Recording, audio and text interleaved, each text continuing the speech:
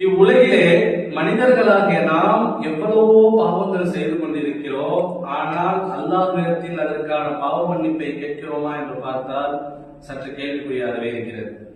ரசூல் ஸல்லல்லாஹு அலைஹி வஸல்லம் அவர்கள் பாவம் என்றால் என்னவென்றே தெரியாதவர், நபிமார்களுக்கெல்லாம் தலைவர், முன்பின் பாவங்கள் மன்னிக்கப்பட்டவர். அவர்களே ஒரு நாளைக்கு 100 தடவைக்கு மேல் அல்லாஹ்விடத்தில் பாவ மன்னிப்பு கேட்பார்கள் என்று சொன்னால் நம்முடைய நிலை என்ன? நாம் எவ்வளவோ பாவங்கள் செய்து கொண்டிருக்கிறோம். முழு நேரமும் மொபைல் போனிலேயே கழித்துக் கொண்டிருக்கிறோம். தொழுகைக்கு சரியாக வருவது கிடையாது. இப்படி இருக்கும் நிலையில் நாம் அல்லாஹ்விடத்தில் பாவ மன்னிப்பு கேட்கிறோமா?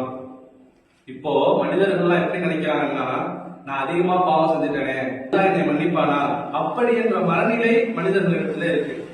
ரசூல் ஸல்லல்லாஹு அலைஹி வஸல்லம் அவர்கள் கூறினார்கள், குல்லும் பனி ஆதம ஸத்தாஊன வ ஸைர ஸத்தாயினா தவ்வாபூன். ஆதமுடைய மக்கள் அனைவரும் பாவம் செய்யக்கூடியவர், அதில் சிறந்தவர் பாவத்தை எண்ணி தௌபா செய்யக்கூடியவர். நல்லடியார்களே, நாம் அல்லாஹ்விடத்தில் அதிகமான முறையில் பாவ மன்னிப்பு கேட்கக்கூடிய பாக்கியத்தை வல்ல ரஹ்மான் உங்களுக்கும் எனக்கும் தந்த அருள் புரிவானாக. அஸ்ஸலாமு அலைக்கும் வரஹ்மத்துல்லாஹி